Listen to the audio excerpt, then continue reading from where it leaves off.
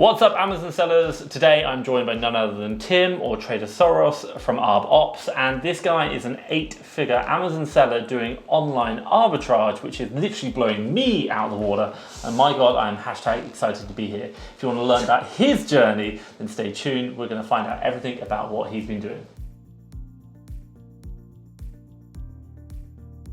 Right guys, today I'm here with Tim and we're going to learn about his journey from 0 to 8 figures, and pretty much he has done it in under 3 years, which is absolutely incredible doing online arbitrage. And some people say this is dead, some people are obviously smashing it like this guy. So first things first, Tim, I just want to say thank you so much for having me. Thanks for having me, man. It's a real pleasure, obviously, for inviting me down to your office. If someone doesn't know who you are, can you tell us a little bit about who you are and about your business now? My name's Tim. I'm Trader Soros from the crypto trading community, and like Arbitrage Ops is our community. I go by Trader Soros. And yeah, I've been doing Amazon for about 2.5 years now. From the day of my first sale, December 2020, to 2 years after that, I was doing $1 million months. So we're operating an 8-figure store. Only recently we just hit actually 8 figures, I guess, every 12 months. That's where we are right now. A lot of people talk about 6 figures, 7 figures, and over a long enough period of time, it's easy, but you're actually doing 8 figures in a 12-month period, which is absolutely incredible. Yeah. And you're doing $1 million months, so definitely up there, top, the biggest OA seller I know by a country mile. So honestly, well done. Thank you. So before we kind of get into the 0 to 8 figures, give us a little bit of background before Amazon. What was your background before then? So I was a CPA. I went to college for accounting. I came out and worked for a big accounting firm, like a top 10 accounting firm. We just did accounting software installs. Just immediately just didn't jive with the corporate life, but still stuck it in an office for 3 years. I remember reading 4-Hour Workweek, the Tim Ferriss book back around then, and that really got me thinking, how can I get out of this and still make money? One day I just decided to just travel the world, just drop it. And of course, I had been asking for raises for years, and the moment I just say I'm out, they're like, all right, we'll give you extra money if you want to work remote. And I'm like, great. So I get to travel, work remote as an accountant, but I'm still an accountant, but it's at least a notch away from that corporate lifestyle. Traveled for 6 months, Thailand, Cambodia, Australia, all over the place. Came back and they sucked me back into working, but I was remote and I had moved to Miami. Did that for a couple more years, I think maybe 7 in total, 5 to 7 in total, because I was kind of phasing out. And finally, the 2017 crypto boom happened. I started going deep into that. And with that, I was able to quit that job and got super rich, and then pretty much lost all of it the next year. Typical 2017 crypto story. It's a funny life cycle. Sometimes this happens with traders. You get rich investing or just buying everything in sight, and you lose all your money, and then you're like, I'm gonna become a trader. So I traded for a couple years with, I'd say it was a pretty successful trader, not very successful. I'd say above average trader. I was profitable, but oh my God, the swings just were too much. And as a single person at the time, that was completely fine. But then I met a girl who's now my wife, and the swings were just too much. So she introduced me to somebody that knew Amazon. She had met at a Tony Robbins conference before, and I was very skeptical. How could this arbitrage thing exist? How have big companies not figured this out? You'd think they'd have, this would just be way too hard to win. I had other friends that were Amazon sellers, and they were like, it's getting pretty hard, man. And I took a call with this guy that was gonna be a mentor, and I immediately saw that they were very professional in what they were doing, and he knew what he was doing. It just took one call. I just saw his prep process. That's basically, I remember seeing how just efficient his prep process he had set up in his house was. And I was like, all right, there's something to this. Let's give it a try. So I paid him a monthly mentorship fee. He picked up the phone at all times. And it was just, what this guy taught me was not necessarily too much about Amazon, but it was about business. And it was about how to have an abundant, infinite opportunity mindset.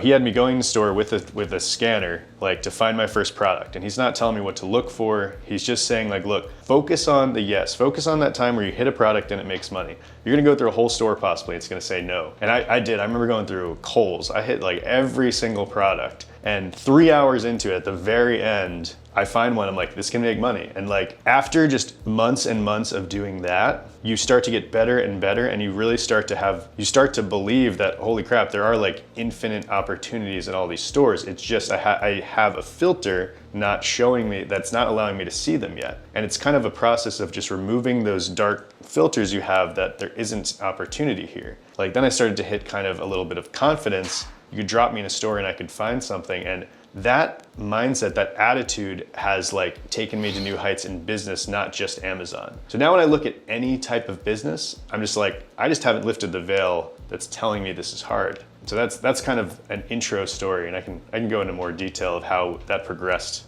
to here. Your journey is an exceptional one. I mean, most people don't go 0 to 8 figures in 2.5 years, pretty much. Like, they're talking, well, hey, I've done 6, maybe 7. The 8's like next level. And I think one thing which I really take away from that is not only did you get introduced it from someone who knows what they're doing, you learn from a good mentor, but also as well, you had the mindset with it as well. And I think, and we'll go on to more about that later on, and I know about it for you, but I think that's probably a key fundamental part of your success and what you've done. Yeah. So if I just kind of summarize, you wanted to get out of the corporate life, and I love that Tim Ferriss 4-hour work week. You know, I remember reading, I read it on the plane to Thailand, absolutely loved it. And then obviously came back and actually got out of it, and then moved from, made money in Bitcoin, got out of Bitcoin, and then came into, got out of it doing it majority of the time, and now came into Amazon. So had that veil lifted from you, like, no, how can this happen? Like, how is there opportunity? And actually, well, there is. Yeah. And then go from there, tell me about that. Yeah, so you start getting a little bit of confidence, and it took a lot of just, like, I'm not super religious, but it definitely took faith. Like, it took just, like, I'm gonna trust this guy and trust some of the thing he's taking me through. Like, he could just hand it to me. He could just say, you know, this is a specific product, sell this. But instead, he wanted me to learn the process of hunting and finally getting that realization that, wow, I found this and I can find more of this. That was the true teaching. He gave me, you know, some tactics, but he always said to me, like, Amazon and business, 80% mindset, 20% tactics. I think it's a Tony Robbins thing. He's a big Tony Robbins guy. So mindset was the major training, and yeah, hitting the stores with faith that I will find stuff and not focusing on any negatives. So, oh, this doesn't work, move on, move on, move on. Boom, holy shit, I got it. This one is gonna sell. It only takes a couple products and you have a store. And I remember one of the major, I guess, limiting things in the beginning was like, all right, I go to Marshall's and I find this spatula and it makes $3 and there's 2 of them. I'm like, how is this ever gonna scale? People don't think retail arbitrage can scale. And I just take that to him and he's like, Tim, there's literally 20 Marshall's in your area.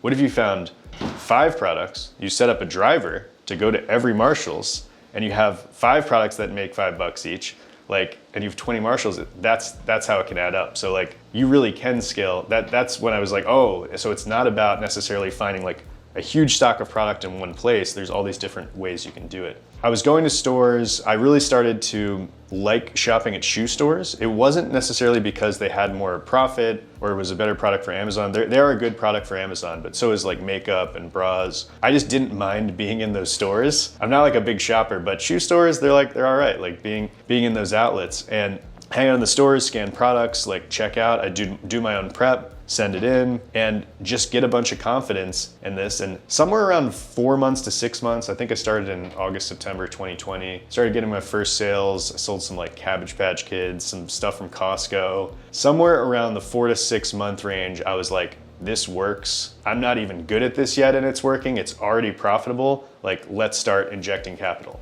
In the beginning, it was like, he was like, please don't blow all your money. Like, you're not good at this yet. Buy wide, not deep. You've heard that a lot in arbitrage. Buy a lot of different products. The reason for that in the beginning is because you want to get your hands dirty. You want to buy a bunch of stuff so that you get practice of it coming back and you seeing what happens. So if you can do that with 100 different products, only buy a couple of each, you're getting a lot of experience. But there's always time to turn on the money switch. Like, you can always find a time to like start buying a lot more, but you want to get good first. So I don't want to get too into the weeds here, but we're basically at the 6 month point in this story where I started to get more confident and started finding my niche, which was like shoe stores. So I'm getting more confident, finding my niche. I'm like, all right, I'm cool to spend more money. This is not financial advice. I start maxing out all my credit cards. Like, I'm like, this is working. My stores are profitable. Let's just buy as much as possible.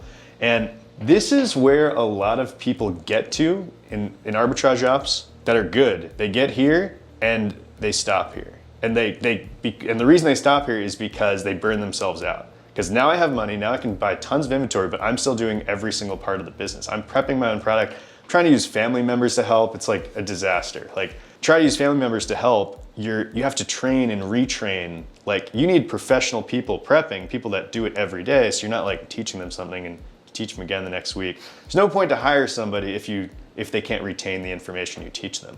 Around this time, I'm getting very burnt out. I have a new baby, so I'm not getting much sleep. I'm getting out the door at like noon because I'm helping make breakfast with my wife, helping with the baby, getting out noon and just in this terrible state of mind, and still getting through the day and trying to buy a lot of products. So I was like, I gotta pump the brakes. And I remember telling my mentor, I'm like, I need like potentially a month off from this, and because I got to get personal stuff in order. And I knew deep down, I was like, personal and business are super intertwined. I got to figure this out. He was very nervous. He was like, man, he's hitting his momentum and he's going to take a break. But I would rank this in the top 5 business decisions I've ever made. Getting a nanny to help us with breakfast and help with the kid in the morning. Suddenly, I wake up, I'm out the door at 7 a.m. I always tell Arbitrage Ops this story, like I would go to Panera, and because I didn't have an office yet, and I would just get there at 7, get a coffee, and just start grinding, just start like cooking up ideas. Where am I gonna go? Calling prep centers, which is gonna be the second largest decision coming from the first one. Because now I had all this high value time right in the morning.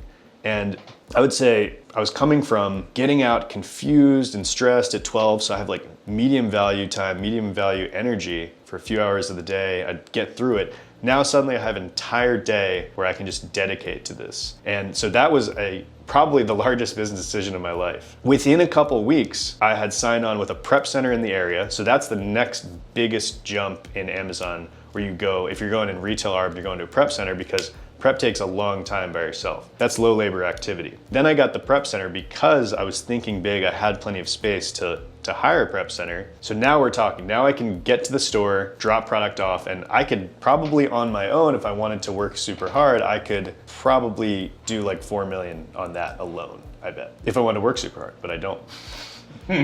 So that led to me hiring a buyer, someone that I just taught exactly what I was doing at the stores. I didn't leave much room for interpretation. Like with retail arbitrage, you don't want to, like, you want to teach the buying process, but you want to set them up to win. Go to this store, look at this rack. They can't mess up that much. So now I have the time, I have the prep center, I have the buyer, and now I have a true business, because all of the major aspects are not being done by me. And it was important to go through that entire arc, because if I didn't, I wouldn't have learned every little intricacy of prep. Like now I can talk to prep centers, I know exactly what they could be messing up. I wouldn't have gotten good at buying myself. Like people want to jump right away to using a VA, but you got to understand buying in and out, because you got to have your own expectations of like what they could do. Like I have plenty of people always asking me like, oh, my buyer bought this much this week. Is this good? I'm like, how much can you buy in a week? Can you set expectations for them? So we are now at about the 8 to 10 month mark. I still haven't really lifted off from sales wise, but the pieces are in place. Quick question for you. You were talking about it, you were doing RA, you now started getting buyers. And let's just be clear, like, 'cause I clarified this earlier on. In your your definition of a buyer for me is a sourcer, but also in RA, it's someone who's sourcing and buying in the shops, obviously. Yep. But in OA, a buyer for you is actually someone who's finding the products, then it goes through a review process. Yes. So just be very crystal clear with that. So question for you, don't get me wrong, like I know RA is pretty much generally better margins than OA. We think, yeah. Possibly, yeah. Like, you know, I'd say generally speaking, obviously there will be exceptions, of course. You've now figured out how to scale RA. Why not continue that? Why go into the OA side? So I honestly thought I would do RA forever, only RA, because I was good at it. And I think that's what kept me successful. Always just focusing on my niche, was good at doubling down on that. Would have no problem with that. But I did have this limiting belief that online arbitrage was difficult. So I didn't know online arbitrage. My mentor didn't know it. And I just like had this thing that repeated in my head. So that's one reason that didn't get me trying it. I don't remember why I decided to finally try it, but I want a business that's super flexible. Like RA is good, really good for certain things. Like Q4, you can ship in way faster than everybody else. You don't have to wait for things getting clogged up with shipping to you before you ship to Amazon. Huge, better margins. But then scaling a retail arbitrage business, you have to hire a bunch of like in-person people. And we cannot review their buys until they buy. So online, you can review before they buy. So there's like advantages and disadvantages. I want to have a store that can do retail arb. online wholesale, maybe even private label. I'm not worried about that right now, but I want to have all aspects. So if one part of the market is hot, we can double down in that area. So that was the decision why I didn't always have it in my mind that I would do online arbitrage, but I think some people started showing up in my life that like knew how to do it. Basically around February when COVID happened, February 2021, we couldn't shop at the store. So I had a couple options. I could start like changing my business model, looking for PPE equipment or something. I was like, no, I'm not gonna do that. I think this is gonna pass. The one thing I did not want to do was start a community, because I like working on my business, but I met Charles, my partner, and we weren't buying anything in the store. I was just sitting on my hands, and we're like, all right, let's do a podcast, like see if people like it. And well, I don't even know if we were thinking of it then. We did a podcast just for fun about it, and it just blew up. And it happened to be right around the time that selling pools during COVID, because everybody was trying to get indoor or like blow up pools because you couldn't go to the pool. That was huge. So like stuff just like caught fire, and we made a free group, and then we made it paid because we were like, look, we're gonna dedicate all our time to building this group and teaching you all Amazon. And we still have a bunch of OG members from that. That was approximately 2 years ago. And so that's when Arbitrage Ops was started, right during COVID. And that's also when we kind of got on the map publicly, and big Amazon sellers would reach out and be like, who are you guys? And like, what's going on with these pools? Like, I guess we were one of the first to see the pools. Like everybody eventually found them, but we had like 8-figure and 7-figure sellers reaching out. So now I got people reaching out that know online arbitrage, and Flying Ducks, one of the dudes in Arbitrage Ops, he immediately, this is the coolest thing about meeting people like that are upfront. He immediately like told me so much about online arbitrage, like just that $1 million conversation, just like, oh dude, it's this, this, and this. Like we talked about this. It's like sometimes just these little things that you haven't popped into your mind yet that somebody can point you to. And I'm like, oh, online arbitrage isn't that hard. And this person is making money. So that's all I needed to know. I agree. And I think what's really interesting for me, and the good thing to say about you is when we think of like RA, OA, the natural progression would be like wholesale, and we kind of, it's like as you scale up, you go into those. And one of the questions I'm always thinking about is, where's the limit for OA? And you 8 figures right now, you got some very big ambitious dreams over the next couple of years where you want to be, and I mean some very, very big numbers. And again, you talked about earlier limiting beliefs. And I think we have them, and actually like, whoa, we need to reevaluate them. So thank you for breaking them. Yeah, I do not see a limit. And honestly, like I used to, like when I started this, I wanted to make $100,000 a year. That's it. And that became a limit. You have to be careful with some of the things you say that aren't negative at all. Like, yeah, I can't wait to make 100,000. But that was literally like my limit. I was like, and I had it in my mind that retail arbitrage can't go past a certain point, just because it made myself feel safer. Like if I don't shoot for the stars, like, I'll feel okay. But then the second somebody plants in my head like they're doing more, I'm like, done, I can hit that. And the guy, Ducks, he would talk to me about online, and he would even just mention another guy that I have never met, or might even be fake, but no, I know he's real, but just the mention of this other guy that was doing 30 million, I'm like, that's my goal. It just like immediately like, this stuff isn't that hard. We're trying to buy cheap stuff and put it on this platform that already has all the customers for us. So I do not see a limit. This arbitrage game, it's really just trade, just inventory trade. Inventory trade is not going away. Yeah. People are gonna get better at it, but what if we get better than everybody else? We're gonna be better than the new people coming in. We're gonna have advantages by being bigger. I am not going into wholesale because I think there's a limit on online. Like, I don't think there's a limit in online. I don't think there's a limit in retail right now. Just the way the market is going, where outlet stores and Marshalls and these stores that buy basically below wholesale, they're incentivized to do that and release those at their store to get people in the door. And the reality is this whole inventory, they're not supposed to sell to bulk buyers, but the reality is Amazon is sucking up all this stuff, and the reality is they have to. And there's managers at these stores that like, they are graded on their sales. So they want to sell to bulk buyers. The whole atmosphere still exists for massive growth. Yeah. Now, Amazon eventually will stop growing exponentially. I think it's already reached its exponential peak. It seems like it's just growing at a slower rate, but it's still the cash cow. Yeah. Like it's still where all the customers are. There's no limit. And we look at a couple metrics to see if we are starting to sell slower, starting to sell for less profit. And until those get like really bad and they start really look like they're downtrending, I don't see any reason to stop trying to grow unless I'm like killing myself trying to do it. You're surfing a wave which is getting bigger and bigger and bigger. You're naturally just going to grow it, aren't you? Exactly. Yeah, definitely. we're about what, month 8 now? So carry on, tell me the rest of the journey. Month 8, so I'm starting to get contacts about online arbitrage, and really it just takes a couple ideas, and I'm like, I can do this. I hire my first assistant, actually just virtual assistant from the Philippines on Upwork. His name's John, just to try to help me with an Excel task for our prep center. It's just taking me an hour a day to organize like the drop-offs. And he's just doing that for a couple months. But then I start to bring John in on all my online arbitrage stuff. Like I'm starting to search for things, and I'm just like video chatting with him and always letting him see it. Me and him together are starting to get accustomed for how to find products on online arbitrage, which is the same as retail arbitrage. You just start looking, and like you can sign up for email newsletters and get coupons in your email, and that can help direct you to what sites, but you just go to sales racks and start looking. Like you can use tactical arbitrage and tools, but if you use tools, you're competing with other people that use the tools. So I always say that like manual sourcing with like a little bit of intuition and getting better at it, like you can't really replace that. I'm doing it, I'm teaching John as we go. We're learning all of the little things that stop you in online arbitrage, like it's kind of hard to get through checkouts, and this is just a constant theme in Amazon and in business. When you find something that's stopping you, that's annoying you, it took me like 2 months to figure out how to check out without getting canceled. That is usually a massive opportunity where everybody stops, and that's where you're gonna leave a lot of competition. So whenever in business you have that thing that's taken forever to figure out and you feel like you're spinning your wheels and wasting time, a lot of times that is one of the biggest opportunities.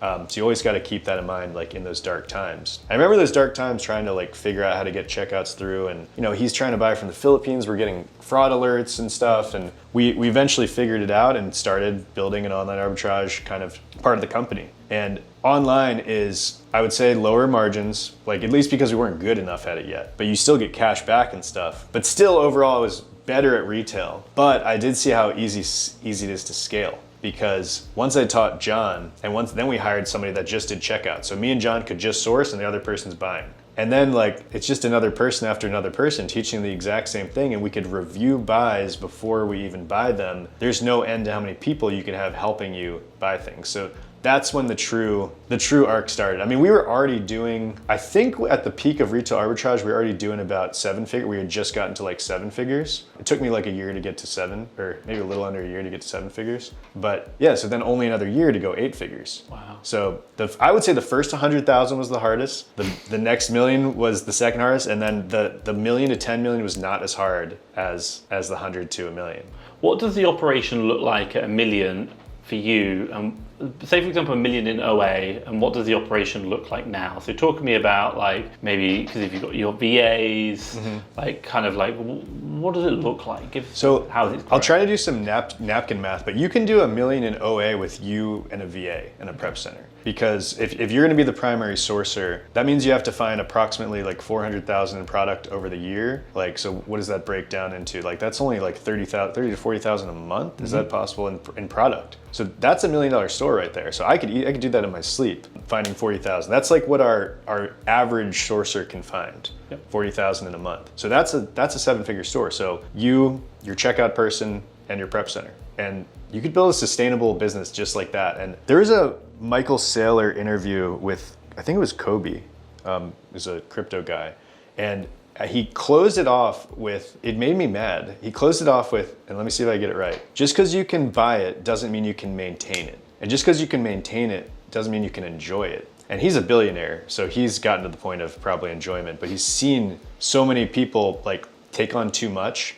And just a warning out here, like you can do a 7-figure store only and be perfectly happy, make perfectly good amount of money. Like it does get harder managing all these different people and pieces at the higher levels. So I was pissed off. I'm like, he's telling me not to shoot for the stars. But then I do have in the back of my mind, like if I go to the $50 million range and and I can maintain it, I'm never gonna buy something that I can't maintain, that's for sure. So if I can buy to that level and I can maintain it, that's all and well, but if I can't enjoy it, I don't want to be there, because I know I can enjoy a 7-figure store, and I'm pretty sure I can enjoy like the beginnings of an 8-figure store.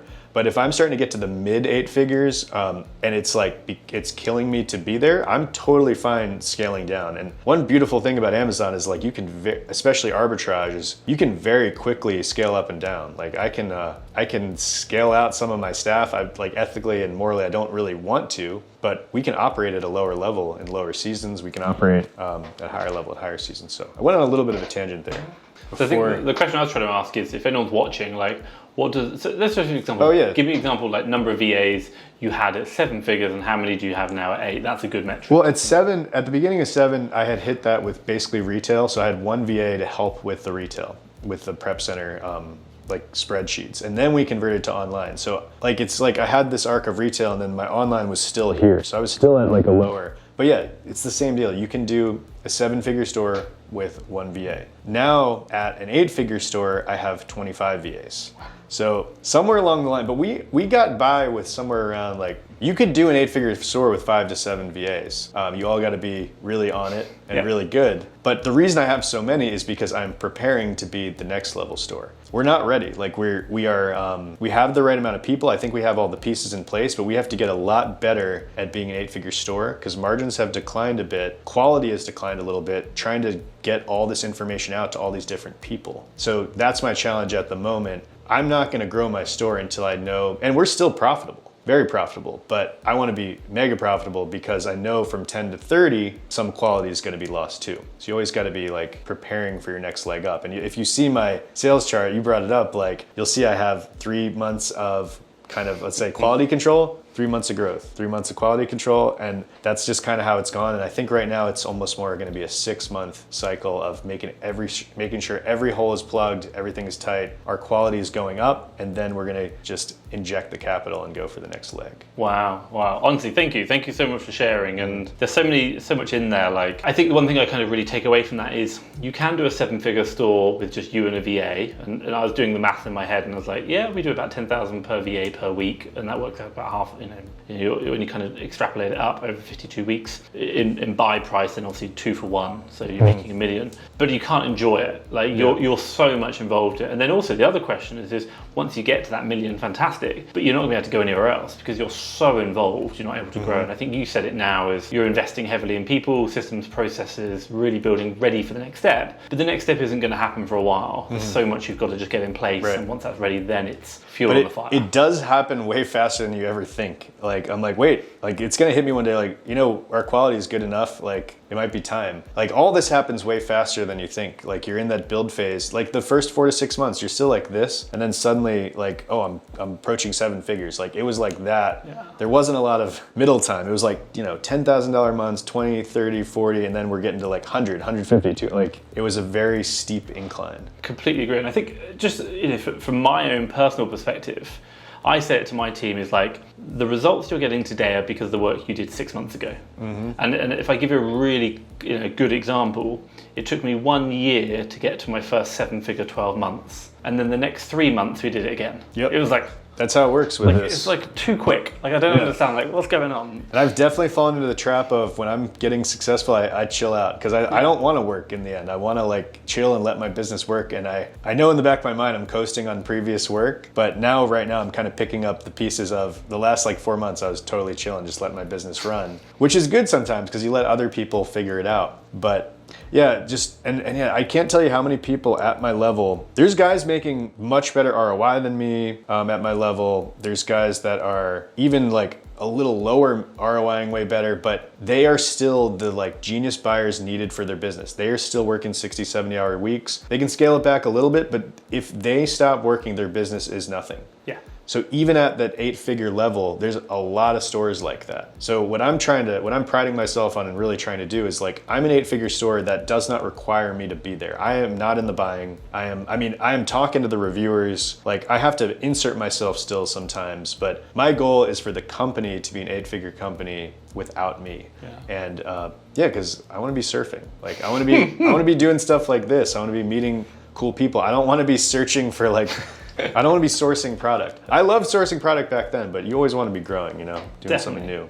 No, I completely agree. So that's a little bit about your journey. If someone's watching your journey now, and don't get me wrong, 2.5 years to 8 figures, that's pretty intense and that's pretty crazy. Mm-hmm. It's not something we hear of all the time. If someone wants to replicate your journey, maybe go through the same thing, what advice would you give? What would you say to them? Well, I hate to be the bearer of bad news here, but a mentor of the level that I got is very hard to find. Like, you know how hard it is to find a good mentor, and he did it for so cheap and picked up the phone at all times. Like, I've mentored people before, and I will never do it again. Because if I want to do it right, like, it requires a lot of time. I don't care how much they're paying me. And I love mentoring people just like off the cuff, like people that are just working hard. I love helping them. So people feel free to reach out. But so a mentor would always be great because they don't give you, it's not only about the tactics, it's like the confidence that they've done it that helps you progress. But a really good mentor could be expensive. You could join, don't want to plug our community, but like Arbitrage Ops is probably the next best thing, cheapest option. It's $100 a month, and you have 7 and 8 figure sellers in there helping you with whatever, and then we have all the documents for how to basically start your retail arbitrage journey. And online arbitrage, where we have some stuff too. So that's a good like knowledge base to have. So that gets you the intro steps, how to set up a store, like how to find a product. Also, I had the benefit, I had some savings in the bank. So I had some runway to do this full time. A lot of people are trying to start this part time, and I have seen people reach $1 million doing it completely part time, which blows my mind. I don't know how people make the time. But we've seen many people start part time and then quit their jobs. What is like a key piece of advice? So you get all your knowledge base in place, get some mentors, get some people that you can ask, and then you really just got like, this is not rocket science. It's putting one foot after the other and continuously working on it. And like in the end, you're trying to find cheap stuff. You're trying to get better at finding cheap stuff. So what do you have to do? Buy. Get out to the store every freaking day, scan every product in the store. That's the main thing you do in the beginning. And online, it's the same thing. You're gonna go on sites and just start looking at every single store, asking friends in the community, like, hey, I tried this, like, why didn't this work? And the only value you bring, the only major value you have in this business is getting good at finding cheap stuff. So don't shortcut that. Don't hire a VA right away to like find your stuff. Like, get in there and try to get better and try to understand that. So I think that's how I would start. You just go balls to the walls, buy as much as you can, don't spend as much money as possible, buy a wide variety of products, go after it,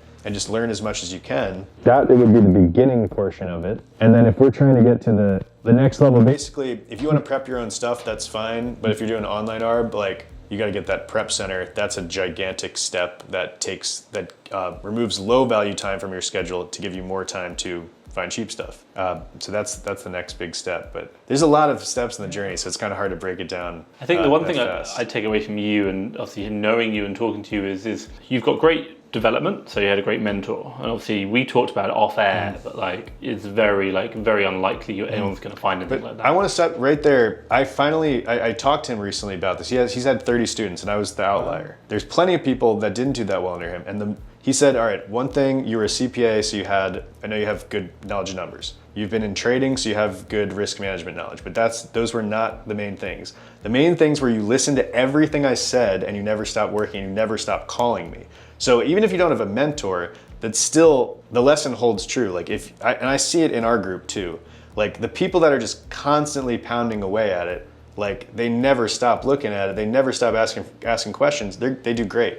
There's not some secret or tactic or anything. It's literally you have to get a little better at finding cheap stuff and never stop doing it. It's like playing a video game. If you're gonna do it longer and ask more questions and watch more videos, you're gonna do better than all your friends. And that's what we see. And that's what he told me just straight off the bat was you never stop asking questions, you never stop going. So that's I completely agree. The secret sauce. I think the other one that you always did is not only the foundation, but you always had the vision that this wasn't going to be a small business. It was always going to be big. And so every decision you made was about, this is going to be He planted that in my head too. He was like, we're not doing a hobby here. He's like, we're building a business. Even when I was just trying to find one thing, he was like, everything was we're building a business. Yeah, fascinating. Absolutely fascinating. So obviously that's a little bit about if anyone wants to copy your journey, or should we say recreate your journey. So thank you so much. Mm-hmm.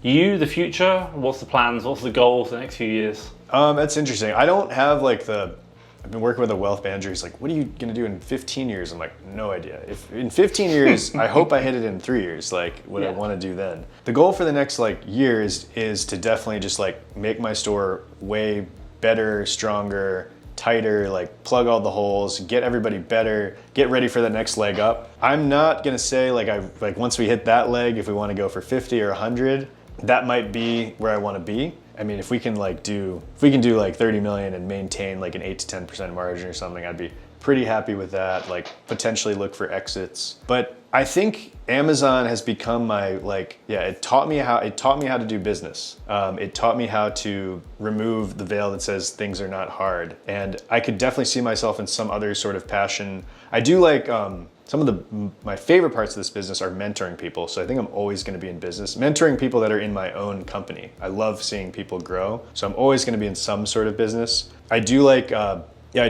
small speaking arrangements to my company as well. So those things are going to be factored into anything I do after Amazon. But I don't really know, like if Amazon is still making bank, I want this company to be running itself and me kind of adding things to it that help them run it.